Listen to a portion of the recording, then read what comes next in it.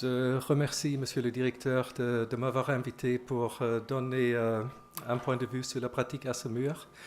Je voudrais souligner aussi la qualité des interventions de ce matin et en particulier l'engagement que j'ai perçu chez chacun et aussi vraiment des pratiques très différentes. Et je voudrais rappeler juste une parole que Madame Potvin, qui était à l'époque juge des libertés, avait dite ici dans cette salle il y a 5 ans. Cette loi est passionnante.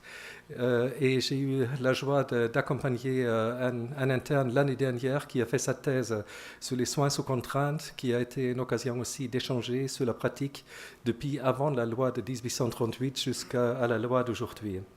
Je vais essayer d'éliminer ce qui a déjà été dit pour éviter les redites. Dans mon intervention, je voudrais faire part de quelques observations, difficultés, mais aussi de réussites, et j'exprime mes interrogations qui peuvent peut-être aboutir à quelques recommandations. Cette loi apporte la judiciarisation des soins sous contrainte avec le contrôle obligatoire par le juge des libertés. Et j'ai bien entendu, effectivement, le juge a une fonction de contrôle, ce qui me rejoint bien. La loi s'attache à renforcer les droits et garanties des personnes faisant l'objet de soins psychiatriques sans consentement, tout en cherchant à améliorer la prise en charge de ces personnes. Toutefois, si on veut garantir la libre circulation des citoyens, dans le cas où ceux-ci ont des comportements autodestructeurs, il y a forcément un affrontement de pratiques contraires. Alors, au niveau de la pratique, il avait été dit les STTU seraient banalisés. Effectivement, Madame Osenfant a dit à Saumur, il y a un manque de médecins très important et en particulier, nous n'avons pas SOS médecins. Il a été dit ce matin, un médecin de SOS médecins qui intervient ici avait dit quand quelqu'un est délirant, c'est une raison pour faire un péril imminent. À Saumur, nous ne faisons pas de péril imminent, donc je ne vais pas expliquer toutes les raisons, mais une raison fondamentale est le fait que le premier certificat doit émaner d'un médecin qui n'exerce pas à l'établissement de Saumur. Donc c'est la raison fondamentale pourquoi il n'y a pas de SPI à Saumur.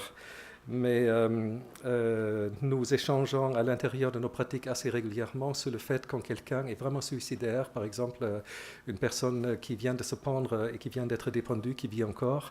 Donc ce serait pour moi vraiment une occasion pour prononcer une mesure de SPI, ou quelqu'un qui est très délirant et menaçant parce qu'il peut faire n'importe quoi.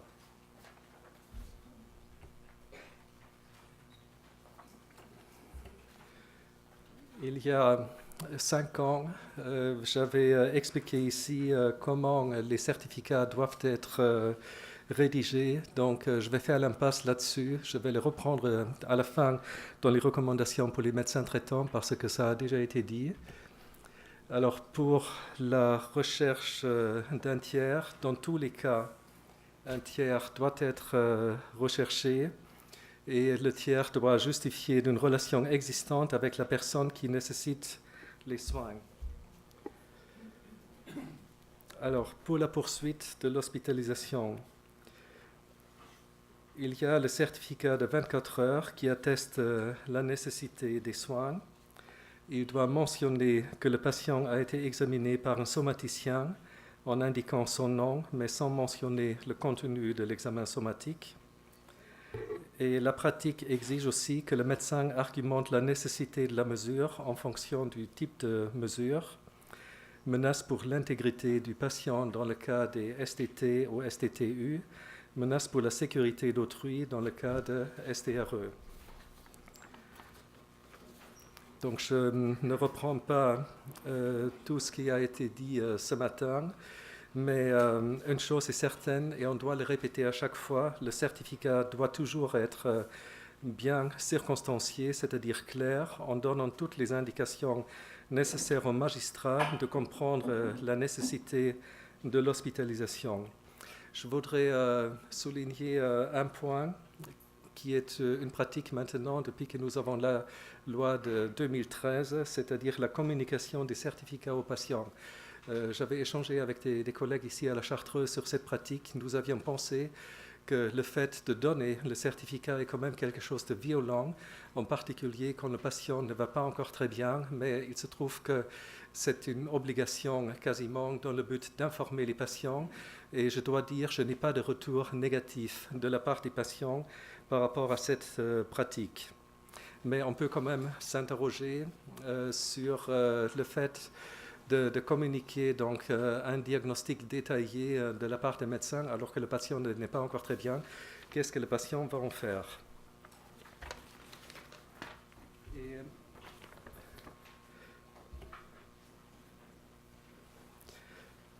je voudrais aborder la question des difficultés rencontrées depuis septembre 2014, début des audiences foraines. La présence obligatoire d'un avocat oblige le patient à rémunérer celui-ci. En pratique, c'est un peu contradictoire avec ce que j'ai entendu ce matin. Peu de patients relèvent de l'aide juridictionnelle, semble-t-il. Les frais s'élèvent à 500 voire 600 € pour la seule audition, si la mesure est levée, et si le médecin estime que le patient nécessite toujours des soins, une nouvelle mesure peut être déclenchée. Ceci a comme conséquence de téléphoner à la famille, d'obtenir leur accord pour signer de nouveau la demande d'hospitalisation, de les apaiser car ils sont angoissés. Ils ne comprennent pas la décision du juge. Parfois, ils disent que les médecins ont mal rédigé les certificats. Ils ont l'impression que les autorités ne tiennent pas compte de leur déroute. Le patient doit être auditionné de nouveau par le juge, recevoir l'assistance de l'avocat et le payer. Puis le juge peut lever la mesure malgré l'insistance des médecins. Pendant combien de temps doit-on recommencer? L'obligation de rémunérer l'avocat est un problème important pour certains patients. Il nous est arrivé de lever la mesure avant la saisine obligatoire du juge parce que le patient ne pouvait pas payer l'avocat. Dans ce cas, le patient peut décider de rester hospitalisé librement, mais il peut aussi demander à sortir. Dans certains cas, on perd un patient de vue alors qu'en tant que médecin, on aurait voulu jouer la sécurité en maintenant l'hospitalisation pendant un peu plus de temps. Alors, je voudrais parler de quelques cas. C'est le cas de, je l'appelle D. D a 48 ans. Il est suivi depuis qu'il est tout jeune. Il n'a pratiquement jamais travaillé. Il a une fille et une petite fille. Il présente une personnalité passive et dépendante. Il s'est toujours alcoolisé. Il a développé des manifestations psychotiques pendant la période d'installation dans l'alcoolodépendance qui nécessite un traitement neuroleptique. Une comorbidité dépressive existe également. En raison d'un diabète insulinodépendant, il a des visites régulières d'une infirmière libérale qui lui fait des injections d'insuline. Cette infirmière a alerté le service en disant qu'il avait des maux perforants aux pieds. C'est une conséquence du diabète, qu'il marchait pieds nus dans la saleté d'un appartement où une aide ménagère peinait à faire le ménage, qu'il se faisait squatter par des jeunes qui se droguaient et qu'il laissait des plaques électriques allumées. Si elle lui disait qu'il devait garder les pansements aux pieds et ne plus marcher pieds nus, il la menaçait de lui donner un coup de couteau. Il a accepté une hospitalisation libre à l'aide de sa curatrice, mais devant sa volonté à retourner dans son appartement, alors que les médecins savaient qu'il reprenait l'alcool et que tout reprenait comme avant, qu'il se faisait toujours squatter, la décision d'une hospitalisation à la demande d'un tiers a été prise, le tiers étant la curatrice. Concernant D, depuis 2 ans auparavant, avait été demandé une post-cure pour malades alcoolodépendants. D disait oui dans un premier temps, mais devant l'accord de la structure, et ce, en raison de sa passivité et dépendance, il disait non, ce qui annulait cette solution de prise en charge. Une orientation à la pension de famille de Velleroy, dépendant du renouveau, avait été demandée ensuite. D a réagi de la même façon. Il disait oui au début, mais non quand une place était libre. Une fois hospitalisé en SDTU, le juge a confirmé heureusement la mesure. Les médecins ont de nouveau demandé l'orientation à Velleroy qui a été accordée, mais avec une attente d'1 an. D devait donc rester en psychiatrie pendant ce temps-là. Sa fille, ne comprenant pas l'appréciation des médecins qu'il devait rester hospitalisé, a saisi un avocat pour le faire sortir. Bien sûr, D disait qu'il était enfermé, qu'il ne sortait pas.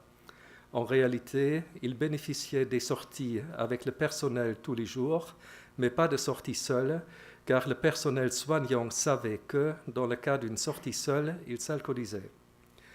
Pendant une sortie d'essai, à l'occasion de la fête de Noël chez sa fille, donc sortie de 48 heures avec la famille, ce que la loi autorise, sa fille a changé d'attitude, car pendant cette sortie, D a vidé sa réserve de boissons alcoolisées, s'est écroulée par terre, a fait sous lui, et elle l'a fait rentrer à l'hôpital plus tôt que prévu. D recevait régulièrement les visites de l'avocat qui renouvelait la demande à obtenir sa sortie. Il a finalement été transféré à Velleroy et il s'y est très bien habitué. Je le recevais régulièrement en consultation de CMP. Son appartement à Semur a pu être résilié au bout de 3 mois, après la période d'essai à Velleroy, et j'ai demandé la levée de la mesure au bout de 6 mois à Velleroy. Je le reçois toujours en consultation de CMP et il continue à aller bien. Alors, combien de mesures avons-nous avec PDS? Alors, je n'ai pas pris toutes les mesures que nous avons. Vous les savez par cœur, Émilie? Non, c'est normal. Alors, on a 9 patients à l'hôpital de jour, donc 7 en STRE et 2 en STT. Et 7 patients en soins ambulatoires, donc 4 en STRE et 3 en STT. Ce qui me semble important, c'est de chercher à créer l'alliance thérapeutique avec le patient et avec les membres de sa famille.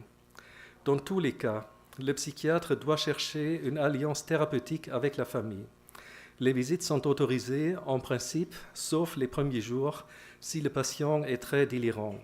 Pas de visite si l'état du patient nécessite un isolement. À partir du moment où le patient devient coopérant et accepte le cadre des soins, les sorties dans le parc sont autorisées, accompagnées par un membre du personnel. Il peut s'agir de sorties individuelles ou en groupe. Il est possible d'autoriser les sorties avec les membres de la famille ou, le cas échéant, avec un ami ou avec une amie. L'alliance thérapeutique se montre à l'exemple du programme de soins que nous appelons PDS. On peut dire aussi, c'est combien? PDD, PSB, voilà, c'est pareil. Autant l'hospitalisation est contrôlée par le juge au moment de l'audience, le PSD est laissé à l'appréciation des médecins avec un contrôle léger. Il arrive que la personne de l'ARS demande à ce qu'un certificat mensuel soit plus circonstancié, mais si le patient ne demande pas à revoir le juge, il ne se passe rien. Alors, je voudrais dire, les PSP ou PDS tiennent compte du temps de la psychose. Il faut souvent beaucoup de temps pour soigner un patient. On ne gagne pas sa confiance en 72 heures et pas non plus en 12 jours. Les maladies fluctuent en fonction des idées délirantes, en fonction des hallucinations, des convictions personnelles qui peuvent être mégalomaniaques, persécutées, passionnelles, hypocondriaques. Il faut parfois attendre pendant 1 an pour qu'un patient décroche un sourire. Le savoir-faire psychiatrique se manifeste dans la relation avec le patient et avec sa famille. Et je voudrais vraiment souligner le savoir-faire infirmier, car les infirmiers vivent avec les patients au quotidien. Je voudrais insister sur l'intérêt du PSP. Il me semble important dans le cas de patients qui pouvaient être très délirants au moment de l'instauration de la mesure et qui se sont améliorés grâce à l'application d'un traitement. En France, nous avons la possibilité de traiter un patient qui le refuserait si on lui demandait son avis. Ce n'est pas le cas en Allemagne où un patient peut dire « je veux être traité par psychothérapie, je ne veux pas prendre de médicaments ». Alors maintenant, c'est le cas de J. C'est une mutation de Berlin. Donc il avait été hospitalisé dans un hôpital de sûreté de Berlin car il avait fait un voyage pathologique. Il avait quitté son logement associatif à Semur pour se rendre à Berlin. Dans la mesure où, dans l'hôpital de Berlin, il refusait une injection, il est venu avec un traitement de faible dosage d'un antipsychotique de 2e génération. Accompagné par son avocat, il a fugué en arrivant à la gare de Montbard, du fait de manifestations hallucinatoires et délirantes. Il a été récupéré grâce à la gendarmerie. Arrivé dans le service, je lui ai imposé un traitement injectable, mais avec une directivité que j'appelle aidante. Il s'est amélioré progressivement. Au bout de 9 mois, il est retourné dans un appartement associatif. Il vient à l'hôpital de jour. Il est toujours en PDS et je ne lui enlèverai pas la mesure pour l'instant. Alors, il y a un autre cas. Il n'est pas là-dedans. Le cas de T. J'ai accepté un patient d'un autre secteur parce qu'il souhaitait vivre dans le nôtre. Le médecin m'avait téléphoné en me disant qu'il me recommandait fortement à maintenir la mesure avec PSP, car sinon il redeviendra très délirant. Il est certain que le PSP a une fonction de surmoi pour certains patients en établissant des repères de conduite que ces patients ont perdus du fait de la psychose. Donc c'est une régularité qu'on instaure avec des rituels et certains patients disent « Oui, j'ai toujours la mesure, oui, ok, ça va, il n'y a pas de souci. » Donc c'est le même T qui me l'avait dit il y a un mois. Il y a aussi un autre cas. Certains patients prennent de l'alcool pendant un week-end et ne viennent pas à leur prise en charge en soins. On doit les rappeler. S'ils disent qu'ils ont une gastro-entérite, on leur dit qu'ils doivent aller voir leur généraliste pour qu'il leur donne un certificat qui les a examinés. Ils prennent ce rythme et ils intègrent la règle « Je dois venir en soins à des intervalles réguliers. Si je suis malade, je dois voir mon généraliste. » Le cadre doit être appliqué avec souplesse. Nous accordons régulièrement des vacances aux personnes prises en charge à l'hôpital de jour, mais elles doivent le demander. C'est vraiment la règle. Si vous voulez prendre des vacances, vous les demandez. Hein. Vous ne nous dites pas je prends des vacances. Non, vous en parlez d'abord avec le médecin. Il y a peu de risques que le médecin vous le refuse. Alors maintenant, c'est un autre cas, le cas de JM. C'est un patient qui relève de soins ambulatoires et il vit dans un foyer d'hébergement et il travaille dans un ESAT. La fonction de contrôle est partagée avec le personnel du foyer qui signale quand il dissimule son traitement, quand il fugue pour se rendre chez sa mère, et un membre du personnel l'accompagne à la consultation médicale. Si ce patient ne travaillait pas en ESAT et ne vivait pas en foyer d'hébergement, il serait hospitalisé en permanence. Le PSP est dans ce cas le cadre qui contient la psychose toujours active. Abandonné à lui-même, sans traitement, ce patient pourrait devenir dangereux pour lui-même et pour autrui. Alors, comment est-ce qu'on peut prendre la décision de prendre la fin de la mesure? Alors, nous sommes tous des mammifères et nous n'aimons pas changer. Peut-être dans certains cas, les mesures de PSP sont renouvelées par habitude comme ça. Et je pense que c'est très important qu'on se questionne par rapport à ça. Il ne faut pas maintenir des mesures comme ça parce qu'on se dit, mais bon, il est encore psychotique, qu'est-ce qui s'arrivera? Alors, je voudrais évoquer quelques hypothèses à partir des éléments cliniques. Il me semble délicat de demander la levée chez un patient qui est inconscient de sa pathologie, qui a du mal à respecter le PSP ou s'il devient délirant de temps en temps. Nous donnons le message, vous pouvez demander des vacances. Le message insiste sur l'importance de parler des besoins et aspirations au lieu d'imposer une solution. Il me semble aussi important de pouvoir compter sur une personne de l'entourage de bonne foi, capable de signaler si le patient va moins bien. Mais dans certains cas, il n'y a pas de personne de l'entourage en relation de confiance avec le patient. Je me base aussi sur la collaboration du patient lorsque celui-ci nous dit qu'il respecte son traitement parce qu'il constate qu'il va bien. À ce sujet, il est important que le médecin tienne compte des effets secondaires signalés, par exemple qu'il entende qu'un homme n'a plus d'érection, qu'il est tout le temps fatigué, qu'il dort 12 heures par nuit plus une sieste, que la conjointe dit qu'il est mou et qu'elle a du mal à le supporter. Les patients sont très reconnaissants quand on pratique une modification du traitement et quand ils constatent l'amélioration. Alors, peut-on améliorer la pratique de la loi?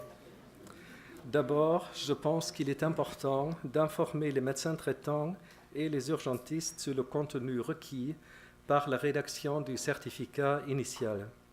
Je pense qu'il est utile d'établir des fiches explicatives concernant le certificat initial. Je lance un appel à l'ARS parce que je crois que ça devrait venir de l'ARS, il me semble, parce qu'après tout, elles sont nos soutiens. Hein. Et en particulier que le médecin observe si le malade se met en danger lui-même ou les autres pour demander la mesure appropriée. Le formulaire, il faut communiquer aussi le formulaire pour la demande du tiers, les articles à mentionner, car bien souvent encore, ils utilisent d'anciens documents de la loi de 1990. Souvent, dans ce cas, une procédure doit être recommencée.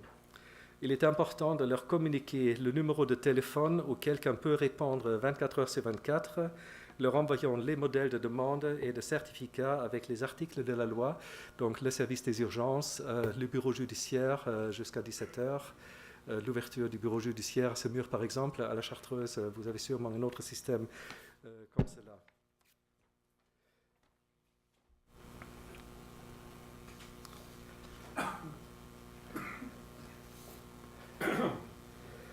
Alors, j'ai une question. Avec la nouvelle loi, ça nous était arrivé une ou deux fois qu'un patient avait été admis en STT dans un premier temps, et après on avait vu que le délire s'était renforcé, et nous avions fait dans ce cas-là un certificat en insistant sur l'inconscience de la maladie, sur la mise en danger du malade pour lui-même, mais aussi sur le risque de mise en danger d'autrui à cause des comportements violents que le patient exprimait et que nous avions entendus. Et nous avions rajouté à ce moment-là, nous souhaitons faire un projet d'UMD. Et dans ce cas-là, ça avait été accepté. J'ai l'impression que ça ne fonctionne plus comme ça. J'ai l'impression qu'il faut décider dès le départ quelles mesures on prononce. Peut-être que vous pouvez nous éclairer, Monsieur Leblanc, par rapport à ça. Vous voulez dire sur un basculement entre la mesure à la demande d'un tiers Oui, en STRE, oui. Oui. En STRE, oui. C'est une procédure qui est tout à fait possible, hein, Oui. à condition effectivement que lorsque vous basculez, vous allez sur une nouvelle procédure, c'est-à-dire une nouvelle période de 24 heures, 72 heures, et que le certificat initial justifie bien du risque pour autrui. Oui. Là, il n'y a pas de difficulté, parce que moi j'ai cru comprendre effectivement que l'orientation en UMD n'était possible que pour des personnes sur demande du préfet. Hein. C'est bien ça. Oui, oui. C'est ça. Voilà. La difficulté, c'est de trouver le médecin qui va venir, qui va pouvoir enclencher l'aggravation de la mesure.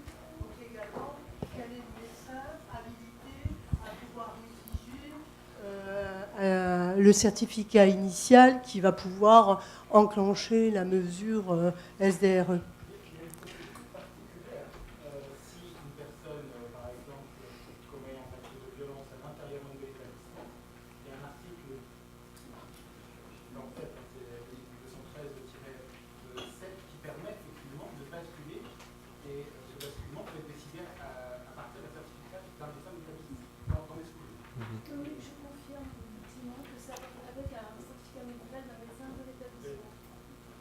Voilà, si c'est de la part d'un médecin de l'établissement, ça confirme ce que je pensais, parce que, bon, à Semur, nous ne trouverons pas de médecins extérieurs.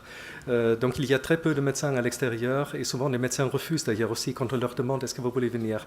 Dans la loi de 90, c'était obligatoire que ce soit un médecin extérieur et que ce soit un médecin à l'intérieur qui peut constater l'aggravation de l'état du patient. Effectivement, ça facilite la procédure. Ok, donc je voudrais simplement... Alors j'avais prévu une conclusion, mais après avoir entendu toutes les personnes qui se sont exprimées, je voudrais conclure autrement. Je voudrais insister sur la difficulté de la part des familles. Il a été dit ce matin qu'avec la loi de 2011 et de 2013, la situation pour les familles s'est améliorée. En particulier, les familles ne portent plus tout le poids au niveau de la mesure, mais... si une mesure était administrative, si les familles ne portaient plus cette responsabilité, je pense que c'est quelque chose qui serait amélioré pour les familles. D'ailleurs, à l'étranger, c'est une mesure administrative. Donc, en Angleterre, en Hollande, en Allemagne, c'est une mesure administrative. La mesure de STT, donc à la demande entière, c'est vraiment une mesure française. Si on l'utilise pour travailler avec l'alliance thérapeutique avec les familles, ça va. Mais nous avons quelquefois aussi des familles qui sont très angoissées et beaucoup en difficulté. Et comme ça a été dit ce matin, quand il faut recommencer une mesure alors qu'on est très âgé, quelquefois ça peut être quelque chose de très très difficile. Et je pense que c'est très important qu'on puisse continuer à communiquer, se dire les interrogations pour chercher à améliorer la pratique de la loi. Donc je voudrais conclure là-dessus. Merci.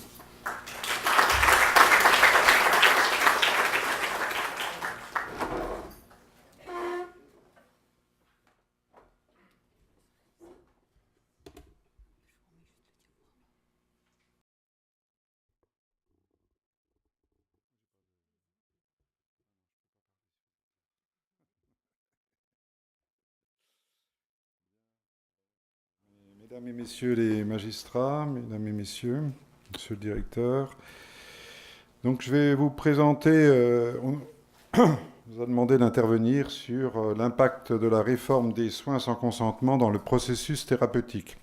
Une question qui peut effectivement s'aborder d'une façon un peu différente que ne l'a fait le docteur Wallenhorst, avec lequel d'ailleurs je suis entièrement d'accord sur tout ce qu'il a dit. Donc en fait, le regard croisé, il n'y a pas de regard croisé. De la même façon que si je discute avec le docteur Serrault, il n'y aura pas de regard croisé. Il y aura un regard, mais ça peut changer quand même. La loi du 5 juillet 2011, donc elle est arrivée dans un contexte un peu particulier parce que si on se réfère finalement au corollaire de cette journée qui s'appelle Institut de recherche et documentation en économie de la santé de l'IRDES, on s'aperçoit que les augmentations de placement, enfin de soins, de placement sous contrainte existaient avant la loi, justement, et d'une façon beaucoup plus forte. Certes, ça augmente, également à cause des programmes de soins psychiatriques, mais il y avait, juste avant la mise en place de la loi de 2011, il y avait déjà une augmentation des recours aux magistrats dans les services. Donc, ce qui a permis effectivement de clarifier un petit peu. Alors, la loi du 5 juillet 2011 fait intervenir le juge des libertés de la détention à l'hôpital psychiatrique. Elle rend ainsi la législation conforme à l'article 66 de la Constitution, qui prévoit que toute personne dont la liberté est atteinte doit pouvoir rencontrer un juge. Le juge garantit le respect des droits fondamentaux, c'est-à-dire la régularité de la procédure et le bien fondé des motifs de l'hospitalisation contrainte. Il se positionne ainsi dans une considération citoyenne, à l'écoute d'une personne malade qui, bien qu'en période de grande fragilité psychique, a droit de citer. Ainsi, le psychiatre n'est plus le seul à porter l'autorité de la décision d'hospitalisation sous contrainte. Le juge valide ou peut invalider le fait que la protection de la santé l'emporte sur la liberté d'aller et venir et le libre consentement aux soins. L'Institut de recherche et de documentation en économie de la santé, l'IRDES, indique en février 2017 que la législation française concernant les soins sans consentement en psychiatrie a été transformée par la loi du 5 juillet 2011. Elle réaffirme les droits des personnes prises en charge dans ces conditions et introduit deux mesures phares, l'intervention du juge des libertés et de la détention dans le contrôle de la mesure de soins sans consentement et la possibilité de soins ambulatoires sans consentement dans le cadre des programmes de soins.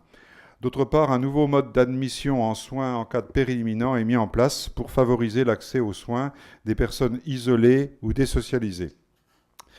La 5e journée d'échange psychiatrie et justice organisée aujourd'hui fait donc écho à ce texte de l'IRDES à partir des données médico-administratives qui analysent l'évolution du recours aux soins sans consentement en psychiatrie depuis la mise en place de la loi en 2011.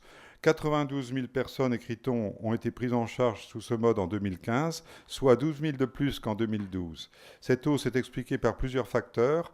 L'extension de la durée des soins sans consentement en dehors de l'hôpital, dans le cadre des programmes de soins et la montée en charge des soins pour péril imminent. L'accent est mis aujourd'hui sur la procédure d'urgence. Utilisé pour faciliter l'admission dans un contexte d'urgence et décharger le tiers de cette difficile démarche, ce dispositif est déployé de façon disparate selon les territoires et j'ajouterai en fait selon les psychiatres, puisque il y a des psychiatres par exemple qui font des sismothérapies, il y en a d'autres qui n'en font pas. Mauvais exemple. Deuxième exemple, il y a des psychiatres comme moi qui font beaucoup de programmes de soins et d'autres qui n'en font pas du tout. Donc c'est quand même bizarre. Et dans le même établissement. Donc dire qu'il y a des régions, c'est disparate d'un psychiatre à l'autre. C'est une des particularités de la psychiatrie aussi. Ma pratique en ce domaine est ancienne puisque je travaille dans une unité fermée depuis 1987. J'ai travaillé auparavant à Saint-Hilly et que j'interviens le plus souvent à l'unité médicale d'accueil et d'orientation de l'hôpital. Et c'est là qu'on fait le deuxième certificat. Ce sera une petite critique que je ferai à la loi puisque le deuxième certificat est fait à l'hôpital automatiquement. Il s'agit d'une pratique sectorielle où malgré tout la part de la contrainte est loin d'être majoritaire. Et être dans un service de soins sous contrainte, ce n'est pas une spécialisation si on arrive à ce point-là où il faut certifier. Il peut être utile de rappeler que le travail du psychiatre peut s'articuler autour de 3 points qui, en résumé, sont soigner, accompagner et contenir. Et non pas cadrer, mais contenir. Il y a une progression naturelle dans les soins qui, à l'hôpital, deviennent plutôt institutionnels avec une équipe pluridisciplinaire et l'on n'est plus dans le colloque singulier,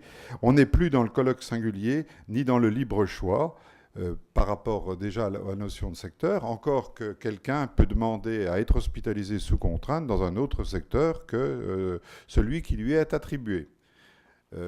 Quand le droit, par exemple, aux patients de choisir un service, c'est quelque chose qui peut se concevoir. Je pense aux survivors, c'est-à-dire les survivants de la psychiatrie aux États-Unis, qui indiquent que s'ils sont réhospitalisés, ils veulent être hospitalisés dans telle unité et avec tel encadrement. Parce que le transfert ne se fait pas uniquement sur le psychiatre, mais quelquefois aussi sur l'équipe, entre autres. Quand on parle d'accompagnement, alors donc un certain nombre de patients nous sont attribués, c'est-à-dire qu'un certain nombre de patients que j'ai s'appellent capitaines. Donc régulièrement par le secteur, il fait une bêtise, il fait ci, il fait ça, paf, ça revient, on téléphone. Et donc voilà. Alors d'autres veulent changer, hein. Après c'est plus difficile. Quand on parle d'accompagnement, il faut entendre étayage, qui peut s'exercer sur la vie entière, mais c'est surtout le terme de contenir qui est plus ambigu puisqu'il va d'une contenance psychique à une contention. Ce que je veux dire par là, c'est que quand les gens viennent, ils viennent d'eux-mêmes, ils parlent avec un spécialiste, il y a une intercontenance finalement psychique et la personne arrive de parler ça. À un moment donné, ce n'est pas suffisant. Il faut d'autres relais, soit par la famille, soit les institutions. Et puis, si on va comme ça en progression, à un moment donné, les troubles sont tels qu'il faut hospitaliser en service ouvert, en service fermé et jusqu'à la contention finalement. De la contenance à la contention. Je ne sais pas si je m'exprime bien, mais je pourrais répondre aux questions. Alors, consentir aux soins, c'est déjà une contrainte qui implique une reconnaissance des troubles et un éclaircissement de la notion de déni, avec tous les paradoxes inhérents à la pratique psychiatrique, mais pas exclusivement. Le déni est un mécanisme de défense, certes coûteux et plus ou moins rigide, mais qui est quand même très très fréquent, mais qui n'est pas que l'apanage de la psychiatrie. Je me souviens, quand j'ai travaillé pendant 10 ans de faire de la psychiatrie de liaison au centre Jean-François Leclerc, donc centre anticancéreux à Dijon, et j'avais affaire à des gens qui, presque à un stade terminal, disaient « non, je n'ai rien ». Et pourtant, ils acceptaient les soins qu'on leur donnait. Donc on peut penser que quelque part, il y avait une partie d'eux qui... c'est un peu pareil en psychiatrie. D'ailleurs, la psychiatrie est une discipline médicale et on peut retrouver des éléments, notamment que la contrainte ou les obligations de soins ne sont pas que le domaine de la psychiatrie, puisqu'il y avait dans les maladies normales des obligations de déclaration, etc. Alors on peut se référer à la psychose, pour la psychose, à la dialectique entre le soin institutionnel et le traitement, et les traitements, c'est-à-dire les médicaments, la psychothérapie. Avec une progression là aussi, c'est une personne, elle peut être, et c'est notre grande joie, c'est de vous donner un traitement qui est bien adapté, qui transforme la vie du sujet, qui peut reprendre une vie normale, c'est une satisfaction. Elle est rare, elle est très rare. De la même façon qu'une psychothérapie qui marche vraiment. Qu'une psychanalyse, finalement, les gens accessibles, notamment quand ils sont malades, à une psychothérapie codifiée, sont rares. Le plus souvent, on fait des psychothérapies de soutien. Soit la thérapeutique n'est pas suffisante et il faut un ciment, soit pour faire la prise en charge du patient, et ce ciment, c'est le soin institutionnel, la présence des soignants. Et c'est les deux, thérapeutiques et soignants, qui vont soigner le patient. Et puis quelquefois, les soins sont complètement prévalents et que finalement les thérapeutiques marchent peu, la psychiatrie a aussi ses limites, et à ce moment-là, il faut suppléer, c'est la suppléance qui s'exerce de l'équipe soignante. Ainsi, dans de nombreux cas, la contenance s'effectue sur le colloque singulier, ce que j'ai dit auparavant, qui peut ne pas être suffisant, impliquant un élargissement à la famille ou à une institution, par exemple. Entre la personne qui souffre et sa demande de soins, il y a un travail psychique. On sait que de nombreuses personnes viennent en consultation sous la pression de leur conjoint, de la famille, du milieu de travail ou du socius, parce qu'elles ne viennent pas d'elles-mêmes. C'est pas une obligation de soin, il n'y aura pas le juge des libertés qui va intervenir, mais dire que les gens viennent facilement en psychiatrie, c'est pas du tout évident. Il y a des pressions, et ça on le voit notamment en matière d'alcool, qui est dans ce domaine-là quelque chose d'important. Donc en fait, la liberté finalement du patient, ce que je veux dédramatiser d'une certaine façon, le recours à la contrainte et l'inclure dans une pratique. Il faut que finalement les mesures de contrainte et l'idée que je me fais de la psychiatrie et du soin peuvent coïncider. Si à un moment donné, est-ce que ça a une conséquence d'ailleurs sur les soins, ces différentes mesures? J'y viendrai, mais rassurez-vous, ça ne sera pas trop sévère. Alors il est difficile aussi de développer ces aspects, mais on peut y associer aussi la notion de contrat et la nécessité d'une alliance thérapeutique dont a parlé Thomas tout à l'heure. À l'hôpital, l'hospitalisation libre est la règle, mais on se retrouve avec des unités ouvertes et des unités fermées. Alors moi j'appelle les unités fermées les unités contenantes. Il n'est pas du tout, à mon avis, je ne sais pas si c'est écrit quelque part, obligé, je ne crois pas, d'hospitaliser des personnes en soins contraints dans des unités fermées. Donc il y a déjà une façon d'utiliser là quelque chose qui pose problème. Donc j'appelle les unités fermées des unités contenantes, d'où un certain malentendu avec l'autorité administrative pour en arriver, pour certains malades, à une sorte de triple peine, parce que quand ils sont vraiment très mal, la triple peine pour moi, c'est être dans une unité fermée, être isolé et avoir un traitement neuroleptique obligatoire. C'est encore trop fréquent. Isolement, neuroleptisation, voire contention. Donc vous voyez, on ne veut pas aborder ce problème-là, on aura le temps d'y revenir. Donc, dans les unités ouvertes, en général, c'est une pratique contractuelle, mais on ne fait pas ce qu'on veut. On est là pour se soigner. Voilà. Par contre, l'autre, je ne sais pas, c'est une autre forme de contrat qui implique l'institution. Donc, j'ai pu connaître en début de carrière, dans le service et sous son autorité du professeur Marin, des prises en charge uniquement en hospitalisation en unité ouverte D'ailleurs, tout le monde était, même un HO, tout le monde. Et il y a en France quelques établissements où il n'y a pas d'unité fermée. Mais le système est devenu plus contraignant. Et voilà. Alors, il est bon de rappeler l'évolution de la loi.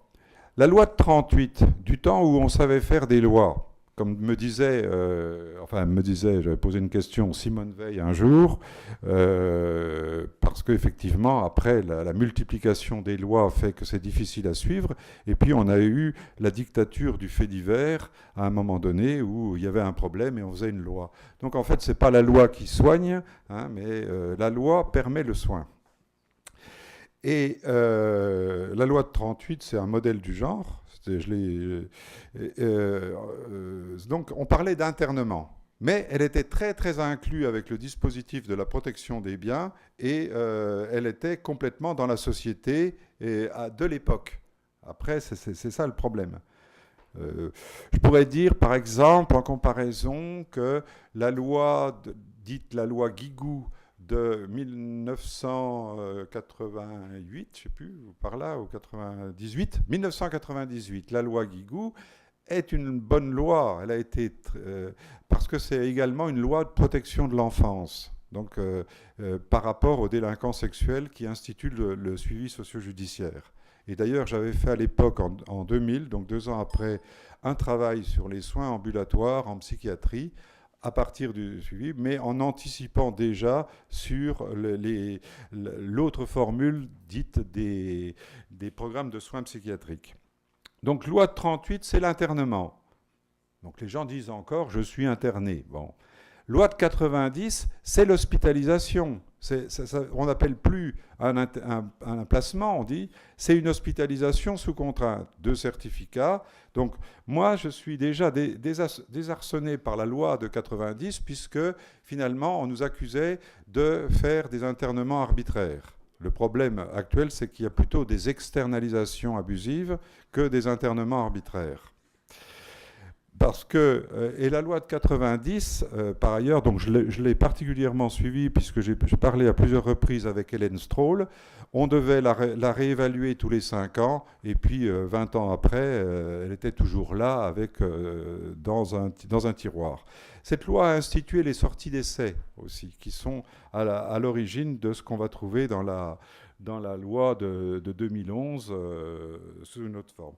Et la loi de 2011 et 2013, les lois de 2011 et 2013, c'est le soin contraint. Donc on parle, vous voyez, on parle de l'internement à l'hospitalisation et aux soins, ça se personnalise. Sur un plan historique, il y a au départ aussi la formation des psychiatres, parce que je parlerai quand même non seulement de l'internat spécifique, mais c'est d'un temps que on ne peut pas connaître, mais si vous voulez, quand on passait l'examen, le clinica, on avait une épreuve écrite de législation. Les rapports entre la psychiatrie et la justice, c'est ancien comme le monde. Il y a toujours eu des relations entre nous. Et on avait aussi une épreuve orale où on devait parler, faire une expertise finalement d'un patient et devant un jury.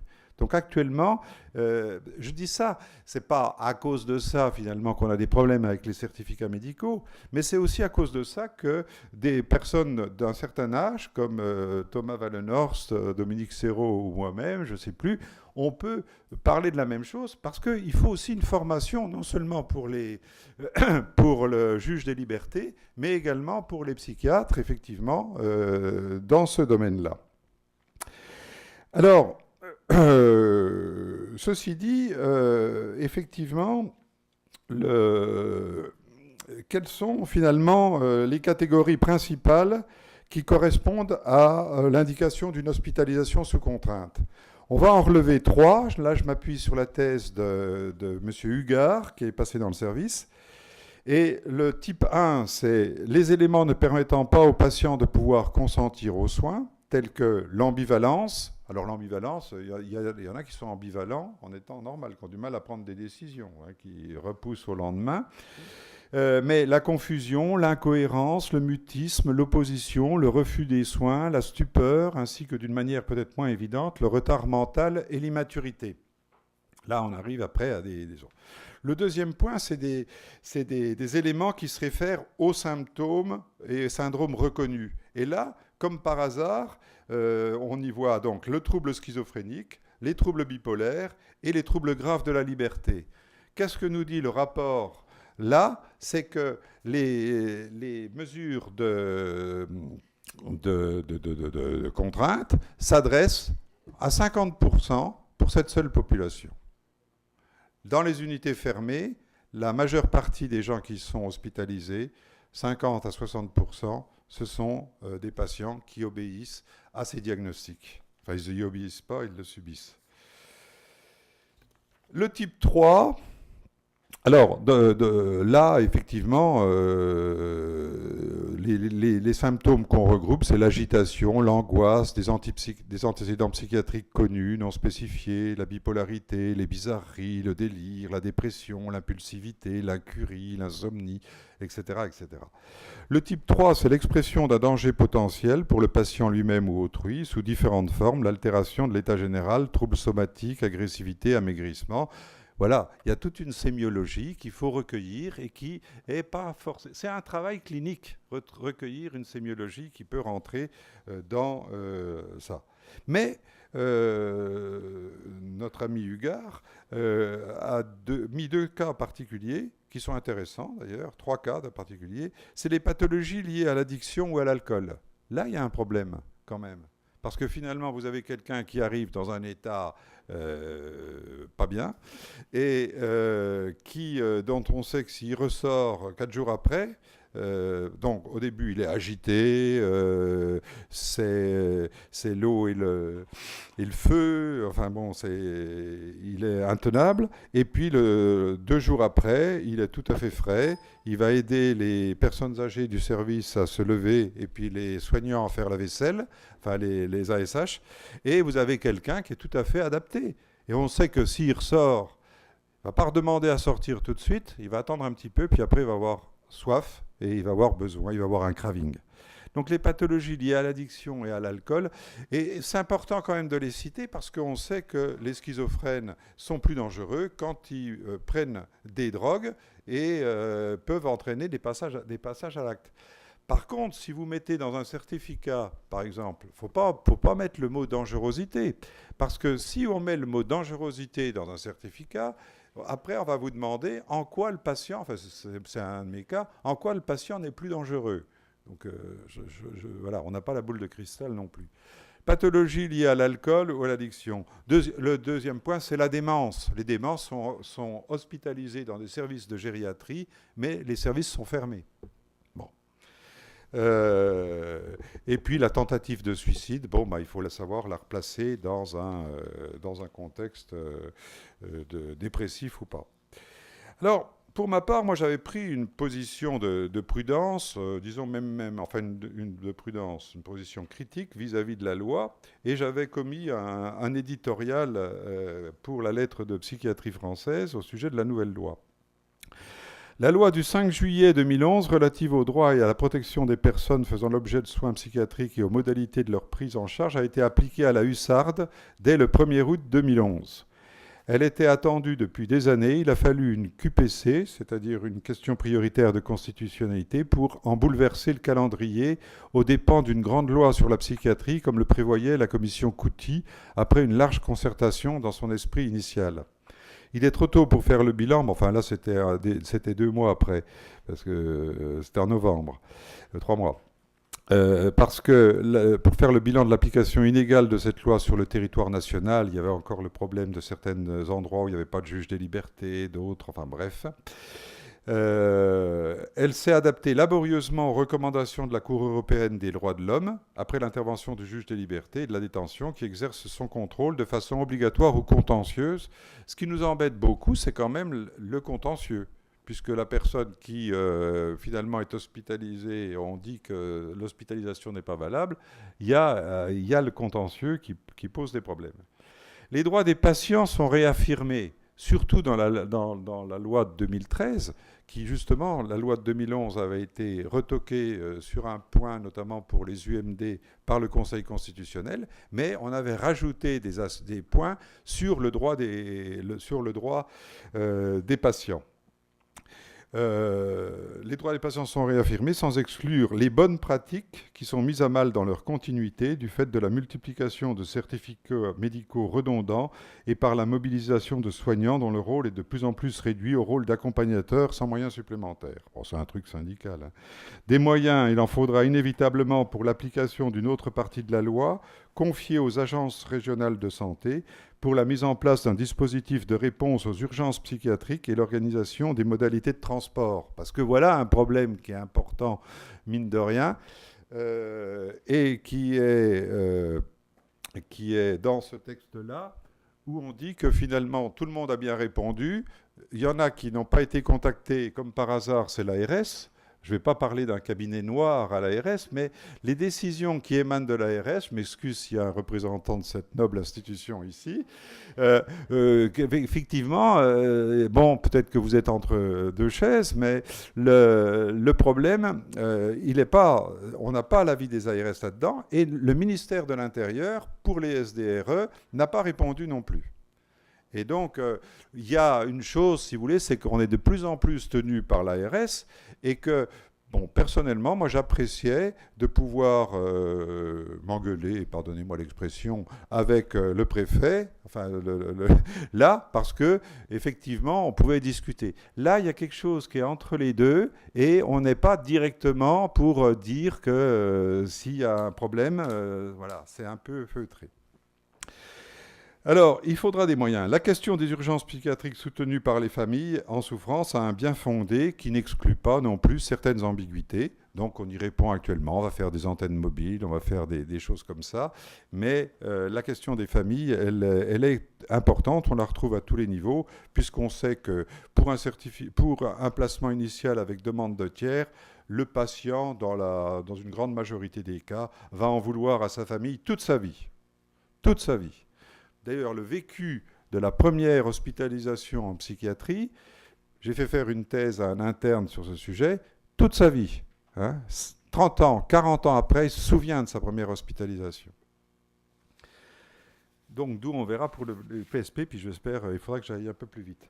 Alors, cette réponse aux urgences, alors donc le problème, c'est que comment ramener des fois certains patients, et donc là, on a comme seule solution, sauf hors SDRE, que les urgences psychiatriques et les pompiers. On n'a pas d'autre solution, sauf quelquefois, sauf pour quelques patients en particulier. Bon, donc voilà, il y avait déjà une position qui était prise immédiatement, et donc en fait à laquelle je reprochais finalement le cadre administratif est quelque chose qui aggravait les contraintes. Parce que la contrainte, elle s'adresse aux patients, mais elle s'adresse aussi aux médecins, parce qu'il faut être là pour faire le certificat. Et à temps voulu, à l'heure dite. Donc c'est un peu pénible. Je rappelle très rapidement les droits fondamentaux, mais je n'aurai pas besoin de vous le dire, mais le droit fondamental à la protection de la santé, le droit de la solidarité pour toute personne handicapée, le droit au respect de la dignité, le droit à l'information, qui se fait lors d'un entretien individuel normalement, même si la demande la plus fréquente est quand même chez les patients, quand est-ce que je sors ? Le droit à la dignité des détenus malades, je m'arrête là. La question des détenus, elle s'est améliorée avec l'UHSA, où les patients peuvent être admis soit en hospitalisation libre, soit en hospitalisation SDRE. Et ça, c'est un progrès remarquable. Pour la psychiatrie, l'article L 3211, alinéa 3 du Code de la santé publique détaille les droits minimaux dont les patients, mais on le retrouve également dans la rénovation qu'on appelait la rénovation de la loi de 2011-2013, s'agissant des droits des patients, création d'un droit de visite des établissements psychiatriques par les parlementaires, précision des droits des personnes en programme de soins, introduction d'un dispositif de sortie de courte durée, parce qu'à un moment donné, il faut savoir qu'on va faire un certificat, non seulement pour le 24 heures, le 72 heures, la vie motivée, mais pour que les patients puissent aller à l'hôpital avoir un examen scannérologique, de scanner, qu'il va falloir faire un certificat pour qu'il y ait une sortie de courte durée. Il y a une certaine tolérance pour les patients en soins sans consentement pour qu'ils restent dans l'enceinte de l'hôpital si sur leur état général. Bon. Donc là, il y a un contrôle administratif. Alors, le médecin certificateur, c'est un élément, j'ai voulu adresser ça. Donc, on sait que l'évolution des médecins, c'est de plus en plus de certificats dans tous les domaines. Hein. On nous demande des certificats qui semblent avoir valeur de preuve. Moi, j'en connais que quelques-uns qui sont importants. Le certificat, par exemple, le certificat comment ça s'appelle certificat initial quand il y a des blessures ou des choses comme ça, c'est très important ça. Hein, c'est aussi important que le reste. Mais il y a beaucoup d'attestations qui sont de pure... bon, enfin, je ne vais pas trop critiquer non plus, parce que je vais me faire agresser par le concert de l'ordre. Mais effectivement, il faut faire très attention à ça. Et là, on est en plein dedans. Alors les trois possibilités, le SDT, ce que je critique particulièrement, parce qu'on croit que ça reprend la loi de 1990, c'est que le deuxième certificat est toujours fait dans l'établissement de soins. Donc il y a déjà quelque chose. C'est difficile d'ailleurs quand quelqu'un a fait un certificat de faire un certificat contraire. De la même façon que quand les week-ends, quelqu'un passe pour quelqu'un qui a une mesure de contrainte, la lever, ça implique que celui qui va lever là ne s'occupe pas du patient. Bon, enfin, il y a des problèmes autour de ces certificats. Le SPI. Alors, si vous voulez, moi personnellement, j'irais plutôt vers un certificat unique. Après la présence l'histoire du tiers, parce que c'est assez byzantin de distinguer quelqu'un. Les termes sont fougueux, hein, puisque c'est une procédure d'urgence, puisque c'est un péril imminent. Mais qu'est-ce que c'est ? C'est rien du tout, c'est toujours la même chose. Monsieur Fiscal nous a fait passer un point, et je le remercie parce qu'ils font un travail considérable, sur, par exemple, l'augmentation des procédures d'urgence. Bon, d'accord, je suis d'accord. Alors, selon les textes réglementaires, pourquoi une hospitalisation sans consentement, Conseil de l'Europe, etc. Il existe un désordre mental sévère qui entraîne un risque sérieux d'atteinte à l'intégrité physique, à la santé du sujet, la vie de sa famille ou à l'intérêt général d'une personne réelle. En fait, le péril imminent, donc, qui serait fait pour des gens qui n'ont pas de famille ou qu'on n'arrive pas à joindre, ou contre l'avis de certaines familles qui, par exemple, disent « Ah ben nous, on ne veut pas faire de certificat ». Je pense en particulier à une patiente qui a été hospitalisée à Lyon pour un coma diabétique et qui se servait de ce coma à visée suicidaire. Et donc, ils disent c'est son droit, c'est son choix. Donc là, on est obligé de s'opposer. Mais pour la majorité des cas, on ne trouve pas de famille pour des gens qui sont en errance, qu'on ne connaît pas bien. Mais il y a une augmentation qui est plus ou moins cautionnée par les familles, ont une position un peu ambiguë par rapport à ça, mais que j'ai expliqué tout à l'heure qu'ils préfèrent que le tiers ne soit pas fait par eux. Voilà, donc ça se comprend. Donc globalement, à partir du moment où je pense que quelqu'un doit être en placement, c'est toujours une urgence. Dès qu'on a fait le diagnostic, dès qu'on a fait le certificat, parce que finalement, quelles sont les situations où c'est pas urgente ? Il n'y a pas de problème. Quelqu'un qui fait la circulation dans la rue, qui gêne l'ordre public, il n'y a pas de problème. Où elle est, nous, l'urgence psychiatrique ? C'est quand on est face à face avec quelqu'un, que tout d'un coup, on se dit, tiens, il est sur le point de délirer, donc il faut faire quelque chose, ou il exprime des idées suicidaires, il est dans une crise suicidaire et on ne sait pas quelle... Et là, il y a une urgence. Et donc voilà, pour le reste, après, entre le certificat pour un tiers, le SPI, bon. Les programmes de soins, je ne vais pas y insister parce que j'ai déjà parlé beaucoup, mais je suis assez d'accord avec mon ami Thomas Wallenhorst. Il y a encore quand même des certificats, parce que tous les mois, il faut faire un certificat. Donc moi, je pense que c'est moi qui en ai le plus je pense sur l'hôpital de la Chartreuse. Il n'y a pas de contrôle par le juge des libertés, ce qui ne saurait tarder, je pense. Moi, j'étais réticent pour la judiciarisation des placements. Hein, je le dis d'emblée, on l'aura peut-être compris, mais voilà. Mais c'est comme l'a dit là, c'est un cadre thérapeutique important. Moi, quelquefois, je justifie la poursuite d'un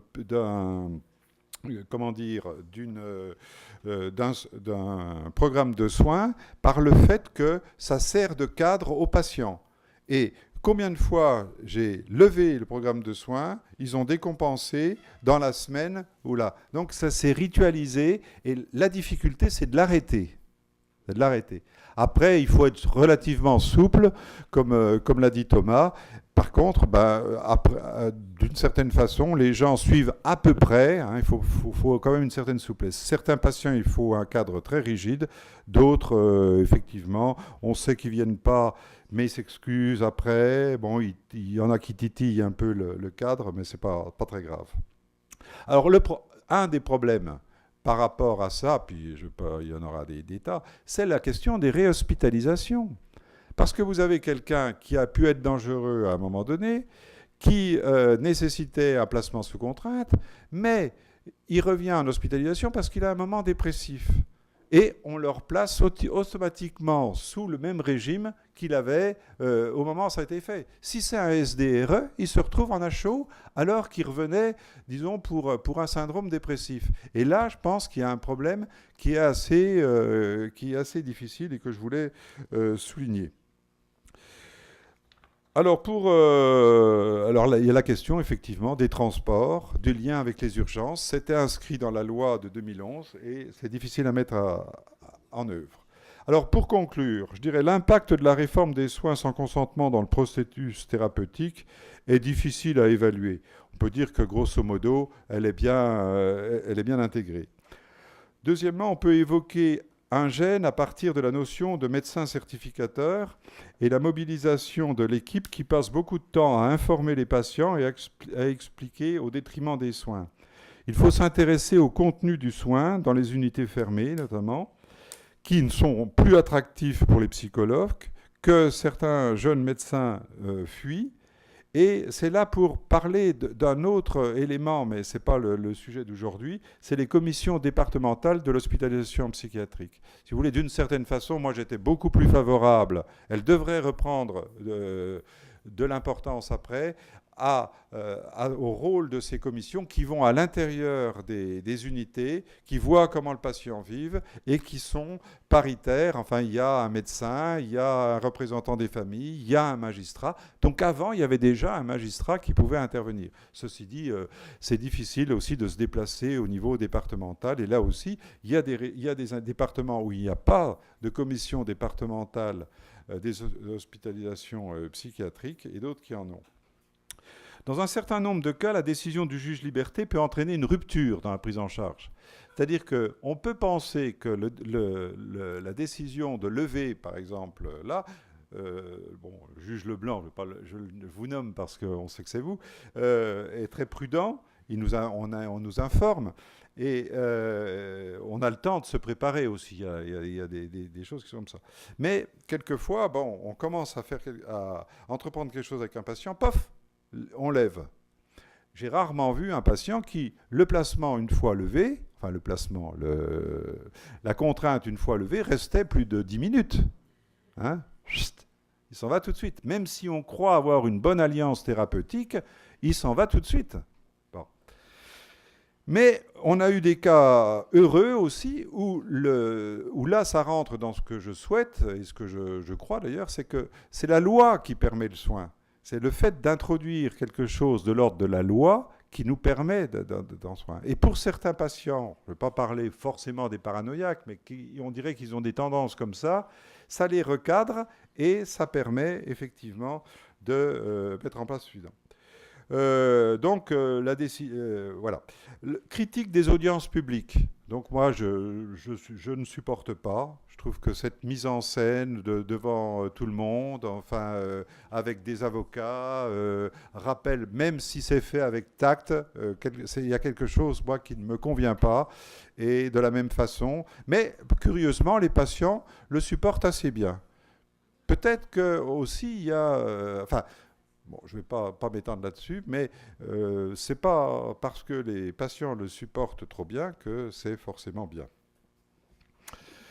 Donc le rôle positif de la loi, c'est effectivement les droits des patients qui sont mis en avant, toujours à évoquer. On a l'ombre de la loi de 1838 parce que globalement, ça n'a pas changé radicalement. Bon, certes, il y a le contrôle par le juge des libertés, mais globalement, on retrouve les mêmes problématiques. Alors je voulais, mais vous voyez, je parle longtemps et je m'en excuse, monsieur.